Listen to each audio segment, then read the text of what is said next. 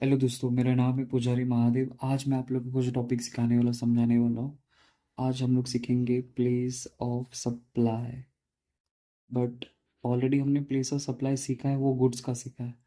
आज हम लोग जो सीखने वाले हैं वो सर्विसेज के बारे में सीखने वाले। Place of supply of services. तो सर्विसेज के केस में मतलब आपने जहाँ पे सर्विसेज प्रोवाइड किए हैं, तो उस वाले केस में आपका प्लेस ऑफ सप्लाई क्या होना चाहिए। तो इसमें भी कुछ रूल्स है जो आपको याद रखना है। तो जैसे कि मैं पहला केस इसके अंदर अगर मैं लेना चाहूँ, तो इसमें पहला केस आता है specific services. Specific services such as, जैसे सच एज हेल्थ सर्विसेज आपने लिया, हेल्थ सर्विसेज आपने लिया, या फिर रेस्टोरेंट सर्विसेज आपने लिया। मतलब किसी हॉस्पिटल में जाके आपने अपना ब्लड टेस्ट कराया, खून टेस्ट कराया, एक्सरे कराया, सोनोग्राफी कराया, एमआरआई स्कैन कराया, अपना इलाज कराया, कोई भी किसी भी टाइप का हेल्थ सर्विस आपने लिया, और फिर किसी भी रेस्टोरेंट में जाके आपने खाना पीना खाया।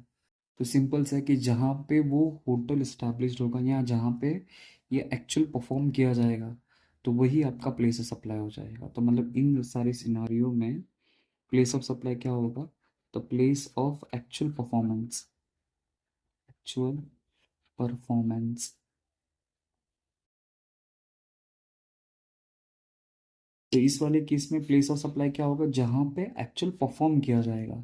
तो रेस्टोरेंट की सर्विस आपको जहाँ पे दी जाएगी, या हेल्थ सर्विस आपको जहाँ पे जिस लोकेशन पे दी जाएगी, वही आपका प्लेस ऑफ सप्लाई हो जाएगा। आप लोग ऐसा समझो कि मैं रहता हूँ, समझो मुंबई में, और मैंने सुना कि दिल्ली में हेल्थ सर्विस बहुत अच्छी है, इसलिए मैं दिल्ली चला गया सर्विस लेने के लिए। ठीक है, तो मैं मुंबई से दिल्ली चला गया हेल्थ सर्विस लेने के लिए, कि मुझे हेल्थ से रिलेटेड कुछ इश्यू हो गया, तो उसकी सर्विस लेने के लिए मैं दिल्ली चला गया। अब दिल्ली में मैं हेल्थ सर्विस ले रहा हूँ, बराबर। तो जहाँ पे आपको हेल्थ सर्विस प्रोवाइड की जाएगी, वही आपका प्लेस ऑफ सप्लाई हो जाएगा। मैं भले कहीं पे भी रहता हूँ, मैं मुंबई में रहता हूँ, बट सर्विस लेने के लिए कहाँ चला गया? दिल्ली में चला गया। तो इस वाले केस में प्लेस ऑफ सप्लाई आपका दिल्ली हो जाएगा। उसी तरह अगर मैं आपको इसका दूसरा रेस्टोरेंट वाला एग्जांपल देना चाहूँ, तो मैं रहता हूँ समझो मुंबई में, ठीक है। बट मुझे ऐसा लगा कि पंजाब में जितने भी रेस्टोरेंट होते हैं, ढाबे होते हैं ना, वहाँ का खाना पीना बहुत अच्छा होता है। तो जो भी पतला कंडी सूखा बॉम्बिल रहेगा, वहाँ पे जाएगा, मस्त तंदुरुस्त होके आएगा। तो मैंने सोचा कि चलो अभी गर्मी की छुट्टी आ रही, 2-3 महीने की छुट्टी है, तो पंजाब में रहा जाए और वहाँ के रेस्टोरेंट सर्विस को यूज़ किया जाए। तो मैं मुंबई से पंजाब चला गया खाने पीने के लिए। ऐसा होता नहीं, बट मैं आपको समझाने के लिए ऐसा बता। रेस्टोरेंट सर्विस में यूज़ करने गया, मतलब उस होटल में गया, खाने पीने की चीज़ें मैंने खाया, ऑर्डर किया, सब कुछ किया। ठीक है, तो आपको रेस्टोरेंट की सर्विस आपको कहाँ पे दी गई? मुंबई में दी गई या पंजाब में दिया गया? ऑफकोर्स पंजाब में दिया गया। इसलिए पंजाब में अगर आपने रेस्टोरेंट सर्विस ली है, तो उस वाले केस में आपका प्लेस ऑफ सप्लाई क्या हो जाएगा? पंजाब। इसलिए यहाँ पे देखो रीजन दिया गया था, प्लेस ऑफ एक्चुअल परफॉर्मेंस। तो जहाँ पे उसका एक्चुअल परफॉर्मेंस होगा, वही आपका प्लेस ऑफ सप्लाई हो जाएगा। तो वही यहाँ पे लिखा specific services such as health service and restaurant service. ये पहला एग्जाम्पल, पहला केस हम। फिर दूसरा केस हम लोग समझते हैं। दूसरा केस है इसके अंदर services, services relating relating to training and performance performance appraisal.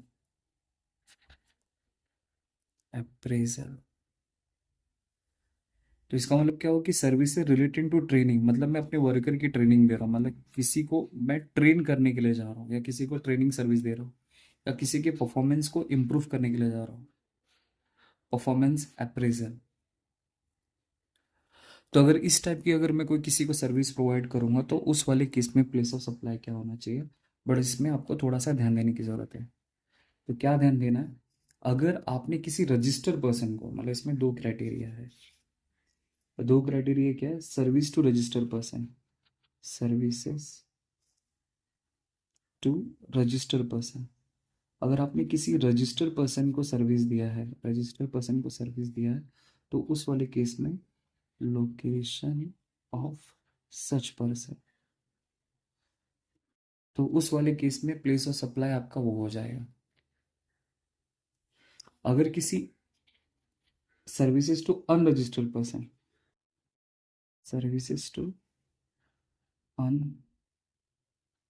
Unregistered person, किसी अनरजिस्टर्ड पर्सन को अगर आपने सर्विस दिया है, तो प्लेस ऑफ एक्चुअल परफॉर्मेंस, तो जहाँ पे वो सर्विसेज प्रोवाइड की जाएगी वो आपका प्लेस ऑफ सप्लाई हो जाएगा। अब होता क्या वो समझते हैं, एग्जाम्पल देके आपको समझा तो शायद आपको समझेगा। तो समझो कि ये मिस्टर ए है, जो रहता है समझो कर्नाटक में,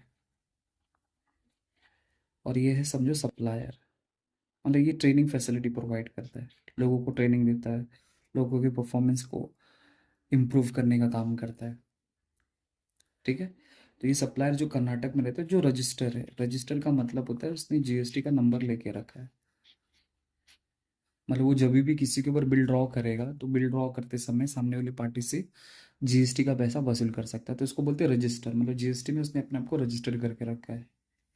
ठीक है, तो ये बंदा अपनी सर्विस प्रोवाइड कर रहा है, समझो ये बंदा अपनी सर्विस प्रोवाइड कर रहा है समझो मिस्टर बी को, और जो रहता है समझो तमिलनाडु में। ठीक है, अब तमिलनाडु में इसकी खुद की कंपनी है, और ये भी रजिस्टर्ड पर्सन है, रजिस्टर्ड पर्सन है, और ये अपने एम्प्लॉयज़ को अच्छी तरह से ट्रेन करना चाहता है ताकि उनके परफॉर्मेंस में इम्प्रूवमेंट हो सके। तो वो सर्विस मिस्टर ए बी को प्रोवाइड कर रहा है। ठीक है, लेकिन ये जो कंपनी जो बेस्ड है कहाँ पे है? तमिलनाडु में है। ठीक है, लेकिन इनका जो एम्प्लॉयज़ को जो ट्रेनिंग दिया जा रहा है ना, वो ट्रेनिंग दिया जा रहा है समझो मुंबई के किसी होटल में। ऐसा भी तो हो सकता है ना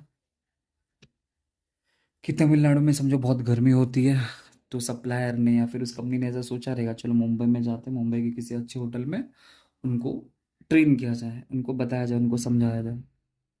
तो उनको ट्रेनिंग दी जा रही है समझो मुंबई के किसी होटल में। अब यहाँ पे तीन लोकेशन का इन्वॉल्वमेंट हो गया।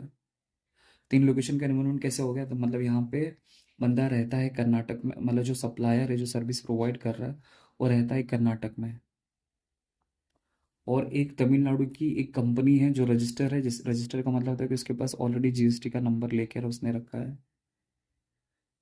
ठीक है, और वो अपनी कंपनी के एम्प्लॉयज़ को ट्रेनिंग प्रोवाइड करना चाहती है, तो वो ट्रेनिंग उनको मुंबई में प्रोवाइड करना चाह रही है। अब यहाँ पे तीन लोकेशन आ गया, अब ये तीनों में से प्लेस ऑफ सप्लाई क्या होना चाहिए। तो देखो यहाँ पे मैंने आपको क्या बोला, the service relating to training and performance appraisal, तो किसी को ट्रेनिंग आप प्रोवाइड करो या किसी के परफॉर्मेंस को अप्रेजल करो, तो उस वाले केस में place of supply find out करते समय आपको इस बात का ख्याल रखना कि अगर सर्विसेज टू रजिस्टर्ड पर्सन, किसी रजिस्टर्ड पर्सन को आप अगर सर्विस दे रहे हो, तो लोकेशन ऑफ सच पर्सन, तो उस पर्सन का जो लोकेशन होगा वही आपका प्लेस ऑफ सप्लाई हो जाएगा अगर वो रजिस्टर्ड पर्सन है। तो देखो मैंने यहाँ पे आपको पहले बता दिया कि कर्नाटक में जो सप्लायर है वो भी रजिस्टर है, ये सर्विस किसको प्रोवाइड कर रहा है, तमिलनाडु में उसकी खुद की कंपनी है जो भी रजिस्टर है। तो इस वाले केस में जो रजिस्टर, जहाँ मतलब जो रजिस्टर है तमिलनाडु की जो कंपनी, वही आपका प्लेस ऑफ सप्लाई हो जाएगा। इसका मतलब तमिलनाडु आपका प्लेस ऑफ सप्लाई हो जाएगा। ठीक है, अगर मैं समझो यहाँ पे लिख के दिया रहता है ये अनरजिस्टर्ड पर्सन है वाले, ये रजिस्टर्ड पर्सन नहीं है, और एम्प्लॉयज़ को ट्रेनिंग दिया जा रहा है मुंबई में, अगर वो बंदा अनरजिस्टर होता ना, तो जहाँ पे एक्चुअल परफॉर्म किया जाएगा वही आपका प्लेस ऑफ सप्लाई हो जाएगा। तो दूसरे वाले केस में प्लेस ऑफ सप्लाई क्या हो जाएगा, मुंबई। तो देखो वही लिखा, the services to unregistered person, किसी अनरजिस्टर्ड पर्सन को अगर आप सर्विस प्रोवाइड करोगे, the place of actual performance, तो जहाँ पे सर्विस को जहाँ पे एक्चुअल परफॉर्म किया जाएगा वो आपका प्लेस ऑफ सप्लाई हो जाएगा। तो इस वाले सिनारियो में प्लेस ऑफ सप्लाई क्या हो जाएगा? मुंबई। तो आपको ये चीज़ अच्छी तरह से याद रखना है कि अगर आपने रजिस्टर्ड पर्सन को सर्विस दिया है तो उस रजिस्टर्ड पर्सन का ही आपका प्लेस ऑफ सप्लाई हो जाएगा। और किसी अनरजिस्टर्ड पर्सन को अगर आपने सर्विस प्रोवाइड किया है तो जहाँ पे वो सर्विस परफॉर्म की गई है वही आपका प्लेस ऑफ सप्लाई हो जाएगा। बस इससे आपकी सारी की सारी चीज़ें आपको सॉल्व हो जाएगी। ठीक है, नेक्स्ट देखते हैं क्या है।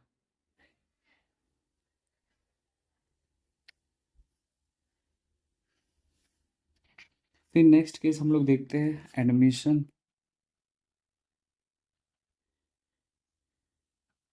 To a cultural, artistic, sports and etc. events, amusement park, amusement park etc. तो समझो कि आपने कहीं पे एडमिशन फीस पे किया है। एडमिशन मतलब एंट्री फीस आपने पे किया है। ऐसे कोई कल्चरल इवेंट में चले गए, किसी आर्टिस्ट का कहीं पे परफॉर्मेंस हो रहा है, कहीं पे स्पोर्ट्स इवेंट हो रहा है, या किसी अम्यूजमेंट पार्क में आप चले गए, तो वहाँ पे आपने जो एंट्री फीस पे की है, एंट्री फीस आप लोग जब पे करते हो उस वाले केस में, एडमिशन फीस आप लोग जो पे करते हो, तो उस वाले केस में प्लेस ऑफ सप्लाई क्या होना चाहिए? प्लेस ऑफ सप्लाई क्या होना चाहिए? तो सिंपल से इसका जवाब आपके दिमाग में ये आएगा कि जहाँ पे ये एक्चुअल परफॉर्म किया जाएगा वही आपका प्लेस ऑफ सप्लाई हो जाएगा। तो इसका मतलब प्लेस ऑफ एक्चुअल परफॉर्मेंस, मतलब जहाँ पे अम्यूजमेंट पार्क होगा, वहाँ जहाँ पे आप जाके टिकट परचेस करोगे या एडमिशन फीस लोगे या एडमिशन कराओगे, तो वो आपका प्लेस ऑफ सप्लाई हो जाएगा। जहाँ पे इवेंट होगा, स्पोर्ट्स इवेंट होगा, आर्टिस्ट परफॉर्मेंस इवेंट होगा या कल्चरल इवेंट होगा, तो वो आपका प्लेस ऑफ सप्लाई हो जाएगा। लेकिन इसमें भी कंडीशन है। कंडीशन क्या है? वही सेम। तो किसी रजिस्टर पर्सन को रजिस्टर पर्सन को अगर आपने सर्विस प्रोवाइड की है, तो लोकेशन ऑफ सच पर्सन, अगर किसी अनरजिस्टर पर्सन को अगर आपने सर्विस प्रोवाइड की है, तो उस केस में एक्चुअल परफॉर्मेंस, मतलब जहाँ पे एक्चुअल परफॉर्म्ड हुआ रहेगा वो आपका प्लेस ऑफ सप्लाई हो जाएगा। बस आपको ये चीज़ याद रखनी है। याद रहेगा।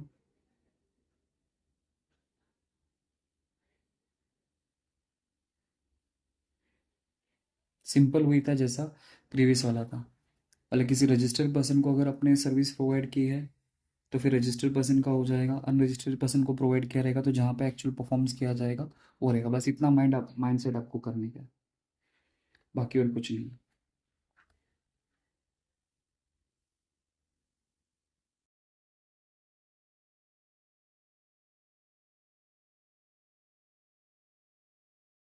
नेक्स्ट,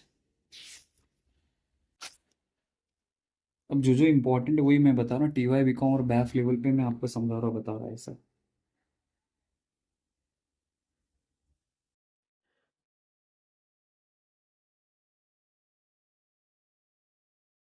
नेक्स्ट है इंश्योरेंस।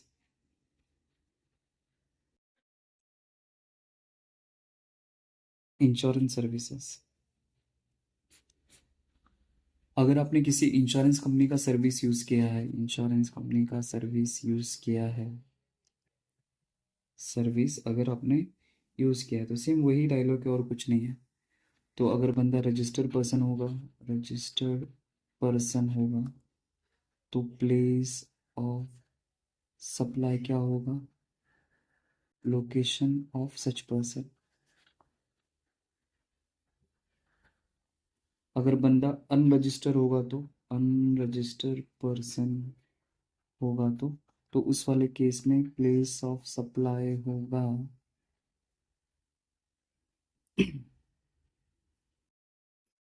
सप्लायर के रिकॉर्ड में जो भी उसका एड्रेस होगा वो उसका प्लेस ऑफ सप्लाई हो जाएगा।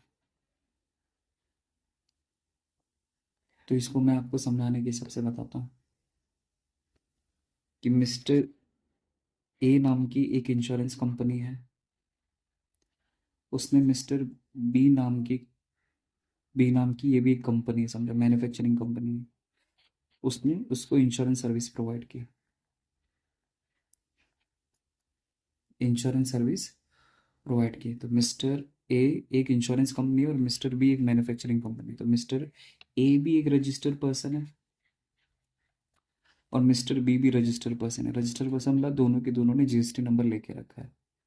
तो अगर मिस्टर ए अगर मिस्टर बी को अगर किसी टाइप के इंश्योरेंस सर्विस प्रोवाइड करती है तो उस वाले केस में आपका प्लेस ऑफ सप्लाई हो जाएगा जहाँ पे सामने वाली कंपनी लोकेटेड है। तो समझो कि ये कंपनी लोकेटेड है, समझो हैदराबाद में,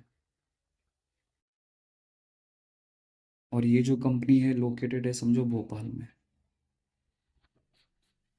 तो इस वाले केस में आपका प्लेस ऑफ सप्लाई क्या हो जाएगा, मैं भोपाल, क्योंकि इंश्योरेंस सर्विस कौन ले रहा है, ये ले रहा है। अब इसी के अंदर आपको मैं दूसरा एग्जांपल देना चाहूँ कि मिस्टर ए नाम की जो इंश्योरेंस कंपनी है वो रजिस्टर है हैदराबाद में, बट उसका एक कस्टमर है जो अनरजिस्टर है और उसको इंश्योरेंस सर्विस प्रोवाइड कर रही है। तो उस वाले केस में इंश्योरेंस कंपनी मिस्टर बी को बोलेगी कि आपका जो भी आधार कार्ड है, पैन कार्ड है, ड्राइविंग लाइसेंस, उसके ऊपर जो भी एड्रेस रहेगा उसका रिकॉर्ड मिस्टर ए अपने पास रखेगा। तो वो बंदा जहाँ पे रहता है उसका जो लोकेशन है, समझो उसका जो लोकेशन होगा वही उसका प्लेस ऑफ सप्लाई हो जाएगा।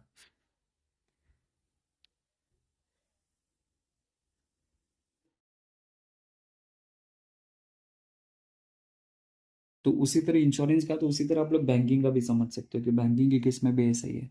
तो इंश्योरेंस सर्विस या बैंकिंग सर्विस, तो इन सारी सिनारियों में ऐसे ही आपको डील करने का है। ठीक है, एंड लास्ट इन फाइनल देख लेते हैं और फिर इस तरह आपका सर्विस का पार्ट खत्म हो जाएगा, क्योंकि ज़्यादा एग्जाम में कुछ आता नहीं है, क्योंकि बीकॉम और बैफ की मैं बात करूँ। Next is services directly related to immovable property. Immovable property बाद में इसका मैं समझे आपको सिखाऊंगा, बताऊंगा, तो पहले मैं आपको थ्योरी पार्ट समझा रहा हूँ। तो इमूवेबल प्रॉपर्टी के केस में आपका प्लेस ऑफ सप्लाई क्या होगा। जैसे इमूवेबल प्रॉपर्टी का मतलब कैसे होता है, आप लोग ऐसा समझो कि आप मिस्टर ए हो जो रहते हो, समझो आप लोग बिदर में। बिदर मतलब कर्नाटक में होता है। और मिस्टर ए घूमने के लिए चला गया, समझो कहीं पे टूरिज्म पर्पस के लिए, समझो वो चला गया घूमने के लिए, एमपी चला गया। एमपी मतलब मध्य प्रदेश चला गया, और मध्य प्रदेश के किसी होटल में, होटल मतलब एक इमूवेबल प्रॉपर्टी हो गया, तो मध्य प्रदेश के किसी होटल में उसने स्टे करने का फैसला लिया और वहाँ की सर्विस यूज करने के बारे में सोचा उसने।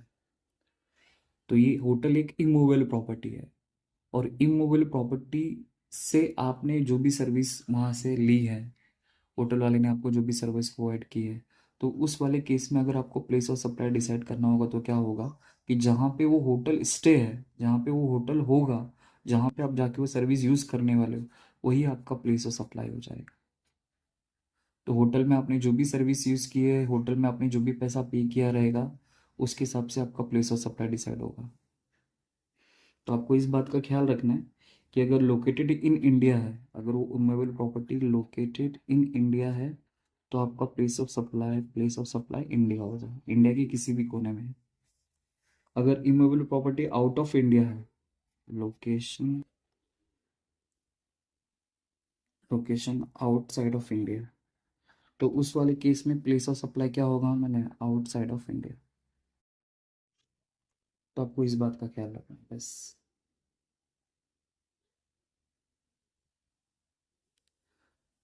बस इतना अगर आपको समझ में आ गया तो इजीली आप लोग कोई भी सम को क्या कर सकते हैं, सॉल्व कर सकते हैं। तो बाद में मैं इसके क्वेश्चन भी आपको कराऊंगा, आपको समझ में आ जाएगा। ठीक है, तो जहाँ पे होटल स्टे होगा, मतलब होटल एक इमूवेबल प्रॉपर्टी होगा जिसको आप एक जगह से दूसरी जगह लेके नहीं जा सकते, तो वहाँ पे जाके अगर उसकी सर्विसेज को यूज़ करोगे तो आपका वही प्लेस ऑफ सप्लाई हो जाएगा, मतलब एमपी आपका प्लेस ऑफ सप्लाई हो जाएगा। अगर एमपी से कोई कर्नाटक में आके किसी होटल में अगर स्टे कर रहा है और वहाँ की सर्विस को यूज़ कर रहा है, तो उस वाले केस में प्लेस ऑफ सप्लाई क्या हो जाएगा? कर्नाटका। तो लोकेटेड इन इंडिया, अगर वो होटल जहाँ पे स्टे होगा वहाँ पे उसका रोल चलेगा। ठीक है, तो इतनी चीज़ें आपको याद रखनी इस टॉपिक के लिए, बस। फिर बाद में आपको मैं इसका क्वेश्चन कराता हूँ नेक्स्ट लेक्चर में। ठीक है, आई होप आपको समझा रहेगा। Thank you.